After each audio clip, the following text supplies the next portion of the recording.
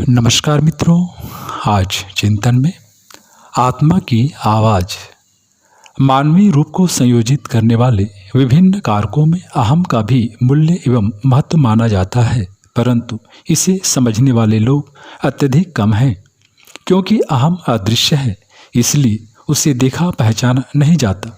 वह क्या है, इसका उत्तर तो उन कुछ एक व्यक्तियों के पास ही होता है जो उसे समझ एक दिव्य रूपांतरण की विधा अपनाते हैं।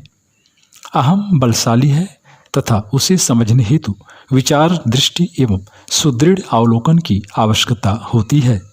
अहम क्रियाशील तभी से हो जाता है जब उसे बाह्य घटनाक्रमों के मध्य अपनी उपस्थिति का अंकन प्राप्त होता है। हमारे मन की अचेतना अवस्था में सक्रिय वृत्तियां जब सहज ही जाग उठती हैं एवं हमें जगत के यथार्थ स्वरूप का बोध होता है, तब हम आत्मा की निर्लिप्तता का अर्थ समझने लगते हैं एवं तब हमारा चिंतन सत्य के सुदीर्घ मार्ग पर आत्मा के अमर आलोक में चलने लगता है तथा वही परिस्थितियां जो अभी तक हमें कठिनाई के रूप में दिखाई पड़ रही थीं, वही अब विकास एवं परिष्कार के मार्ग का द्योतक बन बैठती हैं। अहम आत्मा की निर्दिष्ट प्रेरणा का प्रतिवहन करे एवं उसे अपने विकसित स्वरूप में अंतरात्मा का अवलंबन प्राप्त होवे, यही सुदृढ़ विचार प्रणाली का वह आधार है जिसके द्वारा आत्मा का केंद्रीय स्वर अपनी पूर्व मुखरित अवस्था को प्राप्त होता है तथा सत्य की पुकार पर मनुष्य के चिंतन एवं दृष्टिकोण परिष्कृत होते चलते हैं।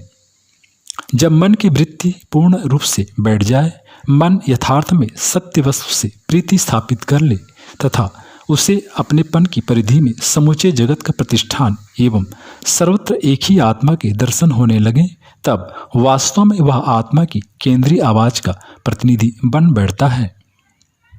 आत्मा की अजर अमर सत्ता को हम विचार से नहीं समझ सकते तथा उसे केवल भावना के तल पर ही अनुभव किया जा सकता है।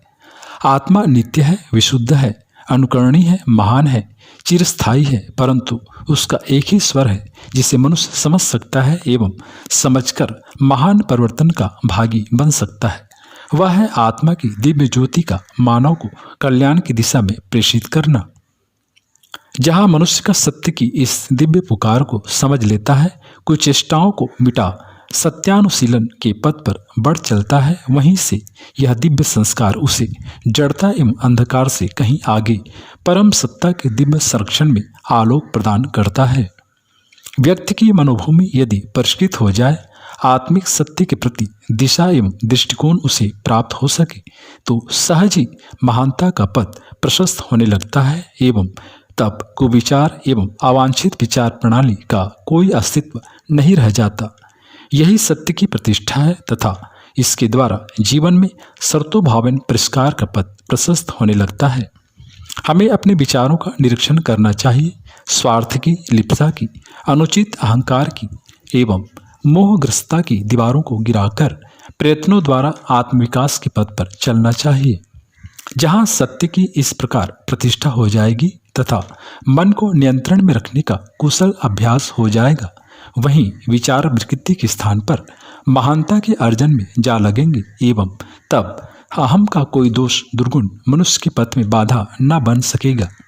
ऐसी परिस्थिति में हम बाह्य कुप्रभावों के वश में न रहकर आत्मा की अमर ज्योति का साक्षात्कार करते हैं तथा उसे जीवन के हर व्यवहार में कार्य रूप दें एक सफल सार्थक जीवन के अधिकारी बनते हैं।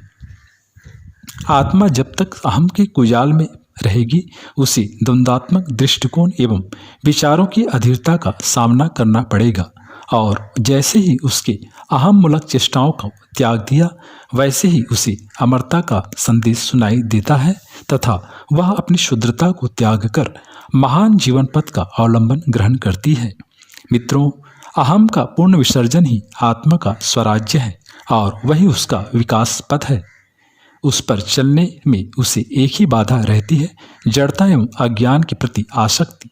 जिस दिन उसे हृदय की दिव्य भावना अनुरूप मनोगति को निर्धारित करने एवं सत्य वस्तु के प्रति निरंतर आगे बढ़ने का दिव्य भाव प्राप्त हो जाएगा, उस दिन आत्मा की सत्ता अधिक बलवान हो जीवन के दिव्य रूपांतरण हेतु प्रयत्न पुरुषार्थ करने लगेगी एवं तब जीवन का स्वरूप शुद्ध अभिव्यक्त एवं हृदय के तारों की अभिव्यंजना बन बैठेगा। यही अहम के परित्याग एवं हृदय की दिव्य भावना के उजागर होने का प्रकाश पथ है।